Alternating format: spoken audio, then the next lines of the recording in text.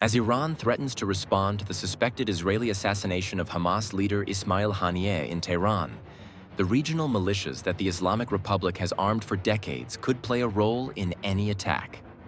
Here's a look at Iran's history of arming militias, its allies in the region, and what part they could play.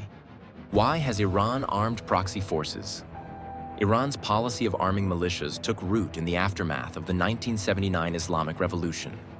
Before it, the U.S. provided major weapon systems, including F-14 Tomcat fighter jets, to the government of Shah Mohammad Reza Pahlavi. After the revolution and the U.S. embassy hostage crisis, those shipments and needed maintenance programs stopped. Iran's 8-year war with Iraq in the 1980s destroyed much of its arsenal. International sanctions on Iran, including over its nuclear program, also have kept it from receiving new arms, while Israel and Gulf Arab states allied with the U.S. have received advanced weapons. While developing its own missile program, Iran can't match those sophisticated weapons. It relies on militias as an asymmetric threat to squeeze both Israel and the United States. Why has Iran armed proxy forces? Who are Iran's regional allies? Iran's arming began in earnest in the 1980s with Shiite forces in Lebanon fighting against Israel. They became the Hezbollah militia. The arming expanded with the 2003 US-led invasion of Iraq that toppled dictator Saddam Hussein, a longtime foe of Tehran. Iran strongly backed Syrian President Bashar Assad in his country's long war.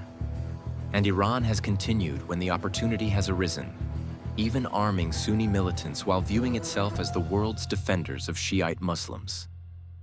Those relationships are managed by Iran's paramilitary Revolutionary Guard. The militias in Iran's self-described axis of resistance include these: Iraqi militias. In Iraq, Iran supported a slew of forces that mobilized in 2014 to battle the Islamic State group. Those state-sanctioned, mainly Shiite militias, known as the Popular Mobilization Forces, have grown into a powerful political faction, armed with rockets, drones, and other weaponry. The International Institute for Strategic Studies puts their strength at some 180,000 fighters. Other smaller or little-known militant groups have emerged and claimed attacks against U.S. forces as well amid this Israel-Hamas war.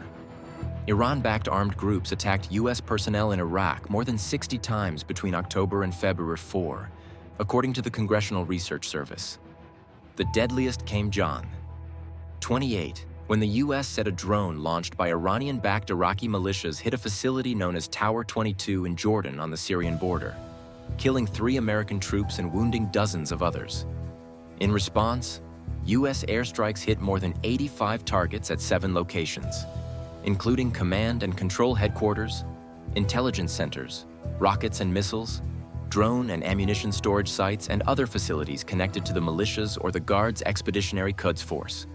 Lebanon's Hezbollah formed in 1982 amid Israel's occupation of southern Lebanon. Israel remains highly wary of Hezbollah, particularly over the vast missile arsenal it is believed to possess, and its battle-hardened forces who also supported Assad in Syria. While Israel has sophisticated missile defenses, including its Iron Dome system, a mass barrage of fire from Hezbollah and others at the same time could overwhelm the country. Estimates suggest Hezbollah has an arsenal of 150,000 rockets and missiles, including precision-guided missiles. Palestinian militant forces. Despite being Sunni, both the Palestinian militant group Hamas and Islamic Jihad have received weaponry and other materiel from Iran.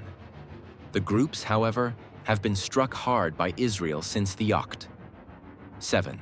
Hamas attack that began the war, which saw militants kill 1,200 people and take 250 others hostage.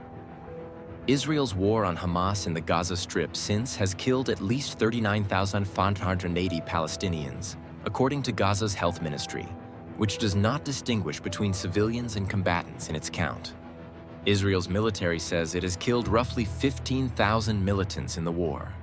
What could any retaliatory strike look like? In April, following an Israeli attack on the Iranian embassy compound in Syria, Iran launched 170 bomb-carrying drones, more than 30 cruise missiles, and more than 120 ballistic missiles toward Israel.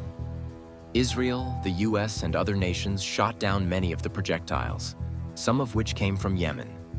Iran could launch a similar assault, but this time Hezbollah may get involved as the militia seeks revenge for the Israeli strike last week, killing senior commander Fawad Shukur.